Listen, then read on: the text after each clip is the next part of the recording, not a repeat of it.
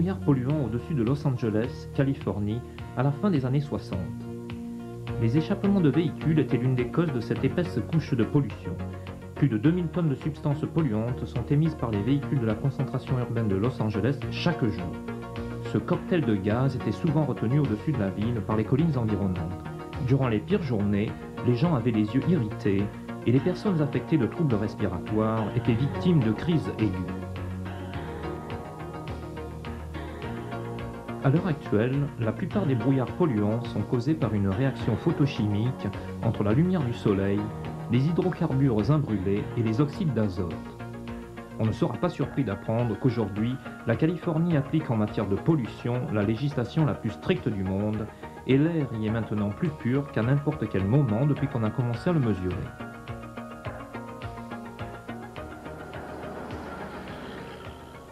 Bien que l'automobile ait joué un rôle significatif dans la pollution de l'air de Los Angeles, les centrales thermiques et l'industrie lourde étaient les principaux coupables. Il en va de même en Europe aujourd'hui, où les échappements des véhicules ne sont que l'une des nombreuses causes de pollution.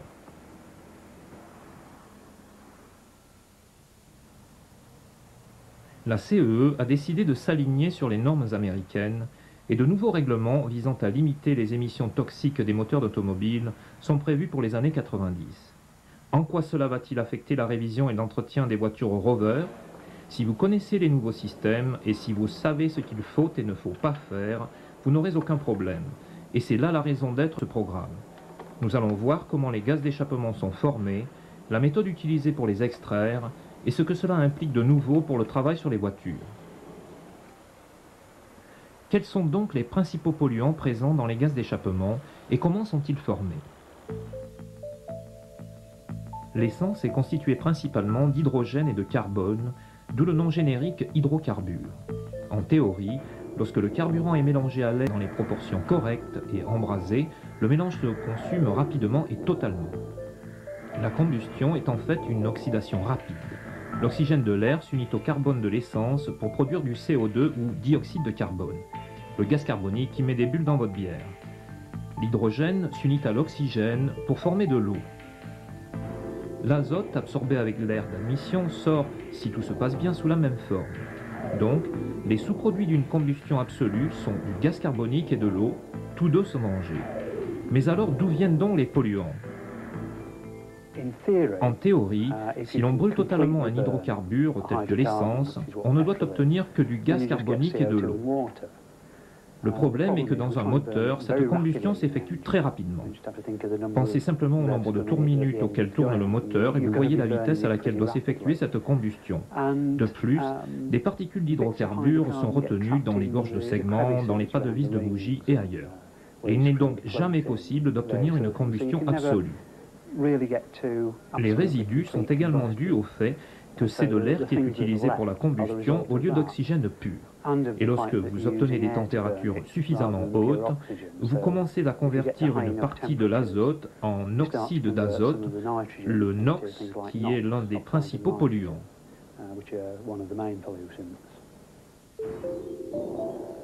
Ainsi, la combustion incomplète commune à tous les moteurs à explosion est la principale source de pollution des gaz d'échappement. Une partie du carburant quittant la chambre de combustion en tant qu'hydrocarbures imbrûlés. Par ailleurs, certains des éléments de carbone du carburant ne s'oxydent que partiellement et sortent de la chambre de combustion sous forme de monoxyde de carbone, le CO que vous mesurez lors de la mise au point du moteur. Le troisième agent polluant est l'oxyde d'azote ou NOx. Il se forme au moment où l'azote, normalement inerte, commence à brûler à très haute température.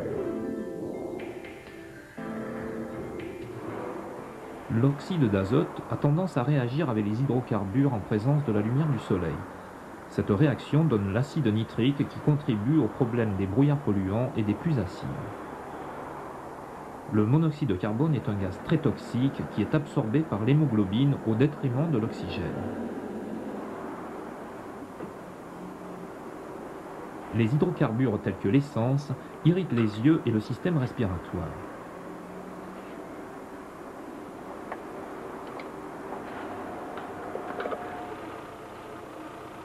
Si vous avez déjà utilisé un appareil tel que GasCheck, vous saurez que les émissions d'hydrocarbures imbrûlés et de monoxyde de carbone s'accroissent parallèlement à l'augmentation de la richesse.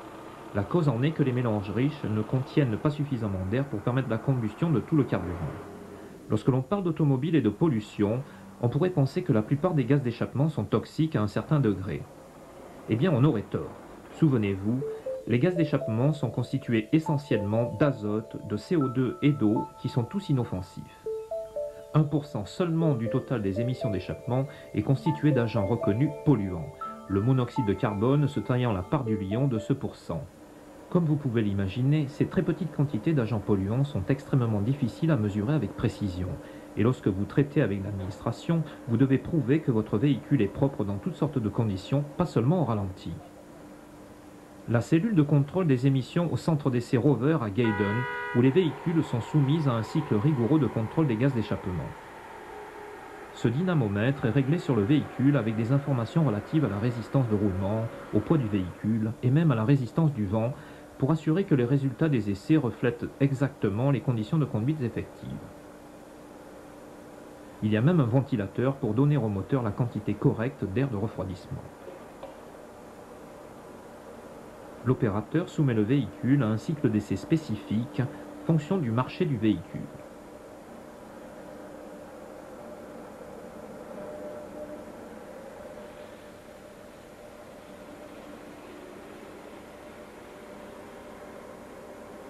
Le conducteur doit suivre de façon exacte les diverses vitesses montrées sur l'affichage, sans quoi l'essai est rejeté.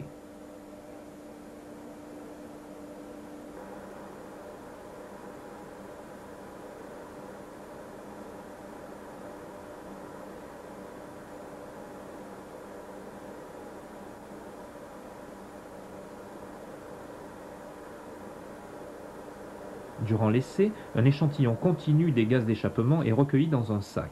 Cet échantillon est ensuite analysé et les résultats sont calculés en grammes par essai.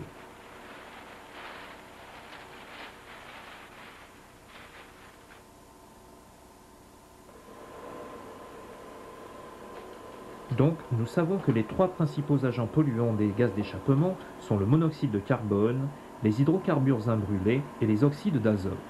Nous savons comment ils sont formés et nous savons quels effets ils ont sur nous et sur l'environnement. La question est maintenant de savoir comment procéder pour les réduire.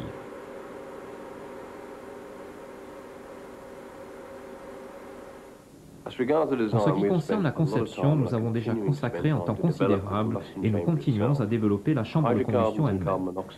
Les hydrocarbures imbrûlés et le CO sont essentiellement le résultat d'une mauvaise combustion liée surtout aux faibles charges, au démarrage à froid, etc. Nous consacrons donc beaucoup de temps à étudier comment faire en sorte que ce qui sort du moteur soit plus propre. Toutefois, l'oxyde d'azote et le CO2 ne disparaîtront pas puisqu'ils sont les résultats normaux d'une combustion efficace et nous devons donc développer la technologie des pots catalytiques, surtout pour attaquer les oxydes d'azote. Donc, nous travaillons à produire un moteur plus propre et en même temps, sachant qu'il en sortira toujours certains produits, nous travaillons à maximiser l'efficacité du traitement ultérieur. Je devrais ajouter que le monoxyde de carbone, qui pour l'heure n'est pas réglementé, a également un effet nocif sur l'environnement et à l'heure actuelle il n'existe pas de méthode facile de résoudre ce problème car il est avant tout lié à la combustion. Une façon d'aborder le problème est donc de rendre nos véhicules encore plus efficaces du point de vue de la combustion. Cette volonté de produire des moteurs plus efficaces a placé Rover à l'avant-garde de la technologie des moteurs propres. La conception perfectionnée des moteurs, en particulier du collecteur d'admission et de la chambre de combustion, signifie qu'une combustion régulière et puissante peut être maintenue à des niveaux de mélange air-carburant extrêmement pauvres.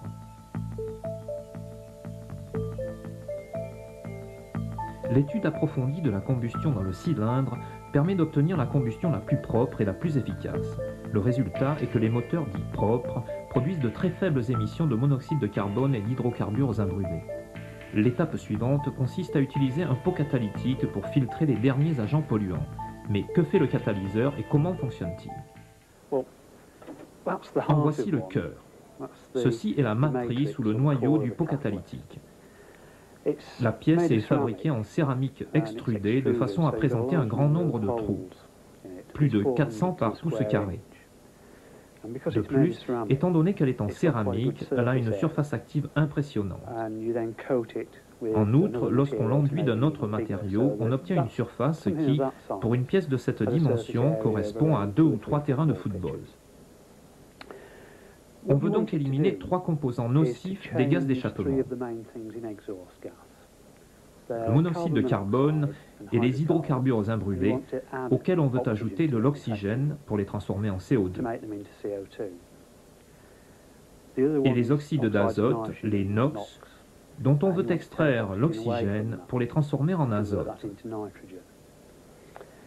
Avec le temps, ce phénomène s'opère naturellement, mais le temps manque dans le tuyau d'échappement. Le catalyseur est donc un moyen d'accélérer ces réactions sans se modifier lui-même. La couche finale est composée de platine et d'autres matériaux précieux, et on peut la considérer essentiellement comme une base sur laquelle les diverses substances chimiques peuvent s'accrocher et s'unir.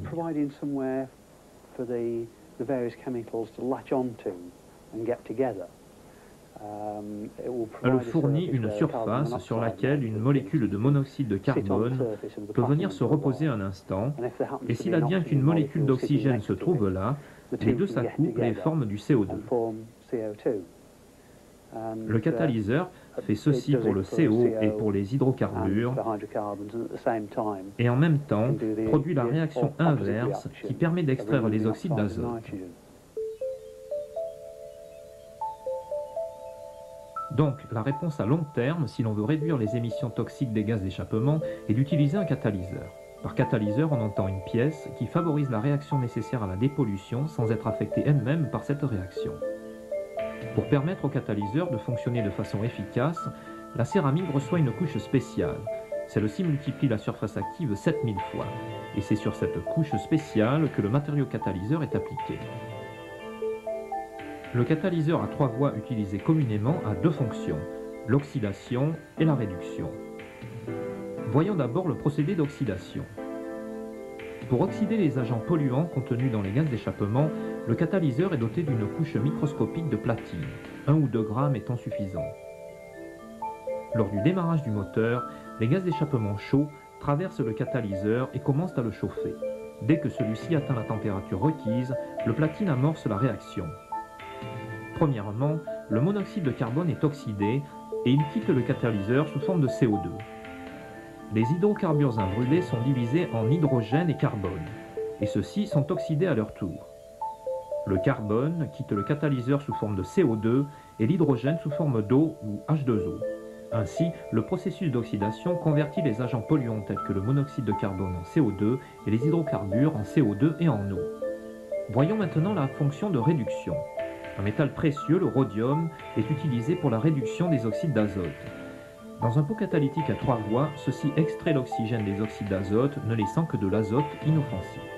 Donc, le pot catalytique est bien là, mais quelle est son efficacité et quel est son avenir? Nous avons fait des progrès considérables depuis une vingtaine d'années. La connaissance que nous avons maintenant de ce qui se produit après que la bougie a embrasé le mélange est à des années-lumière du point où nous étions il y a 20 ans. Quoi qu'il en soit, il nous reste encore beaucoup de terrain à parcourir. Mais il est certain que, dans l'état actuel des choses, et au vu des exigences en matière d'antipollution, l'emploi du pot catalytique et le traitement des émissions sont inévitables.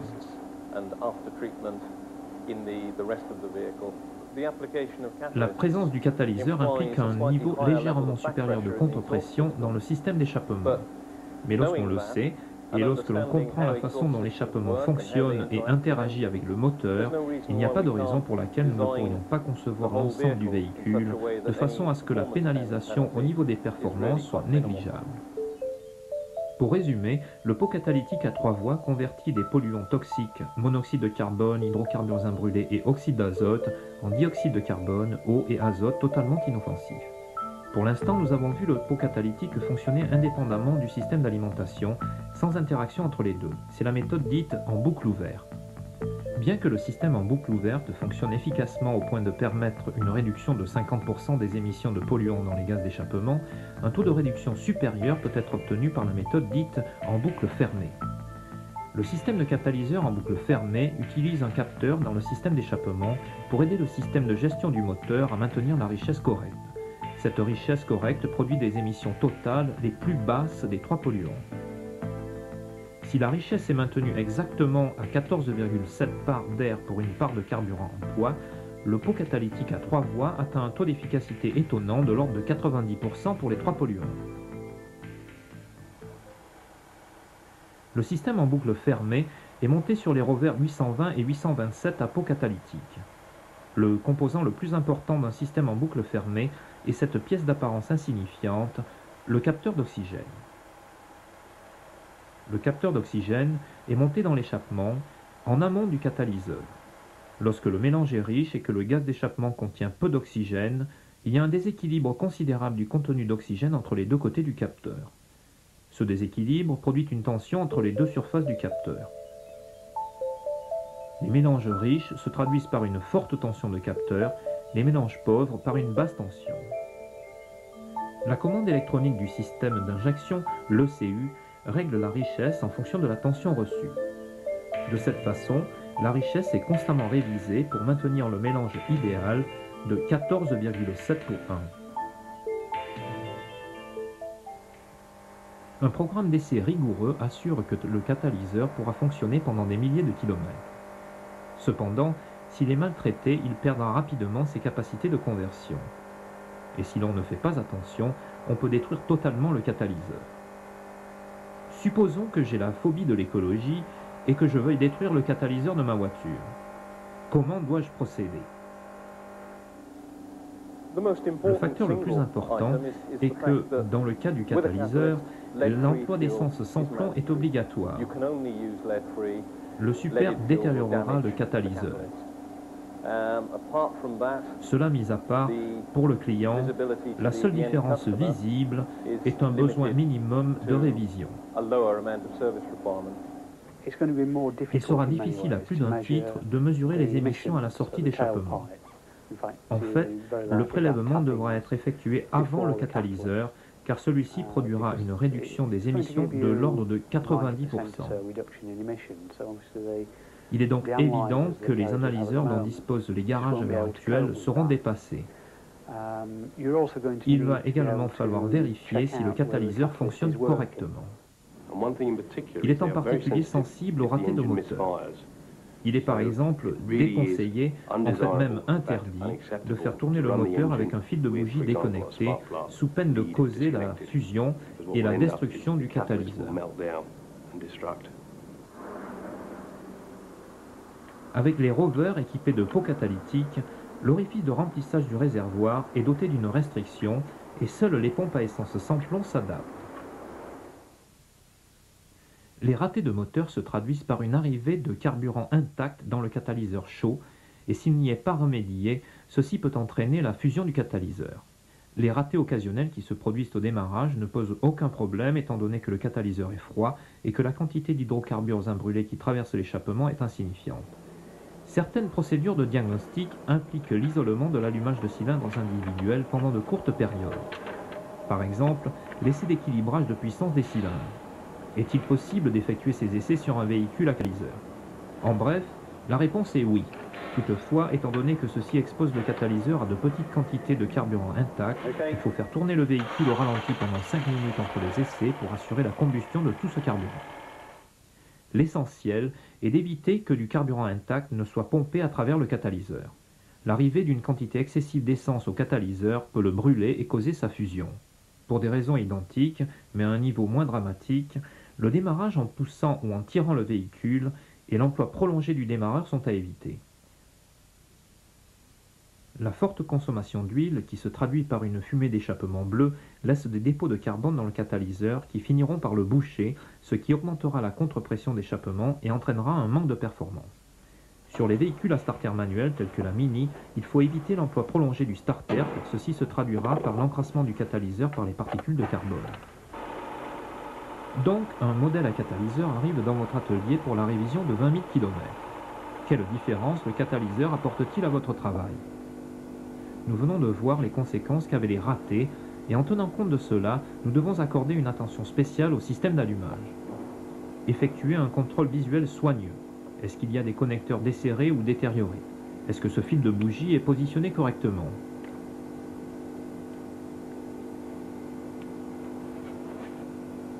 Lorsque vous changez les bougies, contrôlez l'écartement d'électrodes.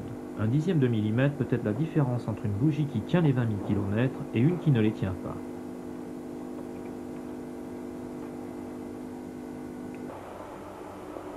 Vérifiez la tension aux bougies à l'aide d'un analyseur. Sur la 214, elle devrait être de 10 à 17 kV au ralenti. Les valeurs excessives peuvent avoir pour cause un écartement incorrect des électrodes, un câble haute tension cassé ou un bras de rotor usé. Contrôlez. Voyons maintenant les réglages de mise au point. Effectuez les contrôles préliminaires comme d'habitude. Est-ce qu'il y a des fuites d'air? Est-ce que le jeu libre du câble de papillon est correct? N'oubliez pas que le compteur de CO doit être chaud, prêt à l'emploi. Effectuez un essai sur route de 6 km pour échauffer le moteur et la transmission avant de passer à la mise au point. Connectez le microcheck et suivez les instructions.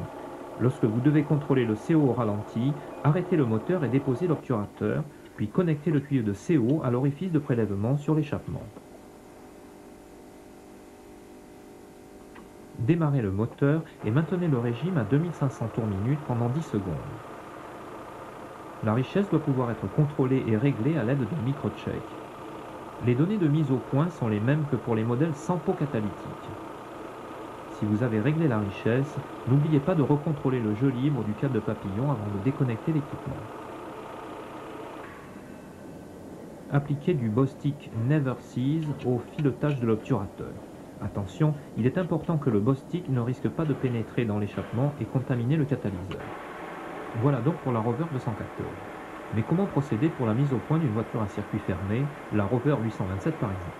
Eh bien, le seul réglage de mise au point que l'on peut contrôler et régler est le régime de ralenti de base. Attention, ceci ne veut pas dire pour autant que l'on peut ignorer le reste. N'oubliez pas, le système d'allumage doit faire l'objet d'une attention particulière sur toutes ces voitures. Il faut en outre s'assurer qu'aucun des fils haute tension n'est coincé, brûlé ou cassé. Avant de procéder à la mise au point, mettez le contact et vérifiez la diode de diagnostic sur le boîtier électronique du système d'alimentation. Si la diode clignote ou est allumée en permanence, ne tentez pas de régler le ralenti de base. Une description complète des codes de défaut du boîtier électronique et des remèdes est contenue dans le manuel de dépistage des pannes électriques de la Rover 827.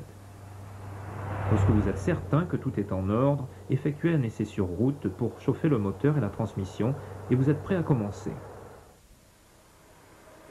Au retour de l'essai sur route, contrôlez la diode jaune sur le boîtier électronique alors que le moteur tourne au ralenti. Si elle clignote, vous devez tourner la vis de réglage du corps de papillon en sens horaire et si elle est éclairée de façon continue, tournez dans le sens anti-horaire. Il est important de tourner la vis par petites étapes en attendant la réponse à chaque fois jusqu'à ce que la diode s'éteigne. Et c'est tout. De même, sur les Rover 800 MPI à pot catalytique, aucun réglage de la richesse n'est possible et la mise au point se limite à régler le ralenti de base. Et maintenant, quelques conseils pratiques pour vous aider à détecter les pannes de pot catalytique. Avant même de penser à contrôler le pot catalytique, vous devez vous assurer que le moteur tourne correctement. La façon de procéder dépend du système concerné. Sur les modèles à boucle fermée, chauffez le moteur et la transmission par un essai sur route et contrôlez la valeur de CO à l'orifice de prélèvement en amont du catalyseur. S'assurer que la valeur obtenue est correcte avant de poursuivre. Sur les modèles à boucle fermée, il n'y a pas d'orifice de prélèvement de l'échappement en amont du pot catalytique. Alors comment fait-on pour s'assurer que la richesse est correcte? Rappelez-vous que les systèmes à boucle fermée contrôlent l'alimentation de carburant à une valeur exacte. Donc, pour savoir si la richesse est correcte, il ne vous reste qu'à déterminer si la commande en boucle fermée fonctionne bien. Sur la Rover 827, effectuez un essai sur route et contrôlez la diode rouge de diagnostic. Si la diode ne clignote pas ou ne reste pas allumée, vous savez que la commande en boucle fermée fonctionne correctement. Sur la Rover 820 également, vous devez procéder à l'essai sur route. Au retour de l'essai, connectez immédiatement un voltmètre au raccord en T du faisceau. Maintenez le régime à 3000 tours minute pendant 30 secondes. Si le système en boucle fermée fonctionne correctement, la lecture du compteur va alterner régulièrement entre 0,2 et 0,8 volts. Donc, nous savons que le moteur tourne correctement, mais comment contrôler le pot catalytique?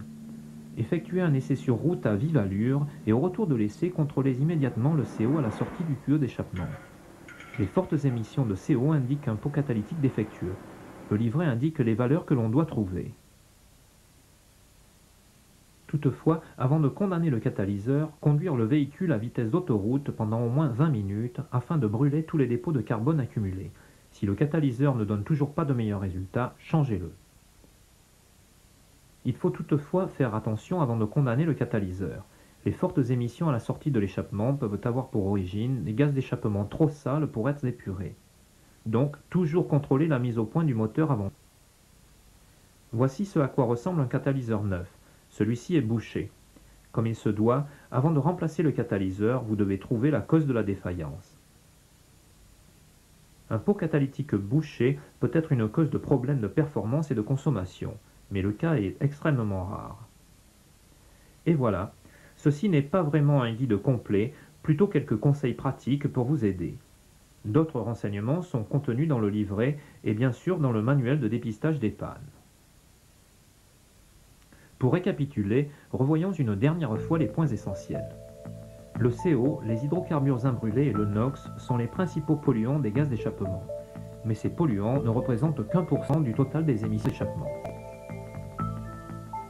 Le pot catalytique convertit le CO en CO2, les hydrocarbures imbrûlés en CO2 et en eau, et il extrait l'oxygène du NOx pour ne laisser que de l'azote inoffensif. Le pot catalytique permet une meilleure conversion des gaz polluants s'il est utilisé avec un système d'injection en boucle fermée. Le pot catalytique peut être totalement détruit par des ratés persistants qui envoient du carburant dans le catalyseur. Sur les véhicules à système catalytique en boucle ouverte, le contenu de CO des gaz d'échappement doit être contrôlé à l'orifice de prélèvement, pas à la sortie du tuyau d'échappement. La mise au point moteur des voitures équipées du système en boucle fermée se limite au réglage du ralenti de base. La règle d'or à appliquer sur les voitures à pot catalytique est ne changer le catalyseur qu'en dernier recours, lorsque toutes les autres causes possibles ont été éliminées. Et avant tout, l'essence sans plomb uniquement doit être utilisée sur ces voitures. Enfin, le livret contient de nombreux renseignements utiles ainsi qu'un questionnaire destiné à tester vos connaissances. Envoyez vos fiches réponses après avoir répondu au questionnaire. Le problème de la pollution nous concerne tous. L'emploi de l'essence sans plomb et du pot catalytique entre dans le cadre de la lutte pour la protection de l'environnement. Si vous comprenez comment les catalyseurs fonctionnent et ce qu'il faut faire pour qu'ils fonctionnent correctement, vous participez vous aussi à la lutte anti-pollution pour offrir à tous un avenir meilleur.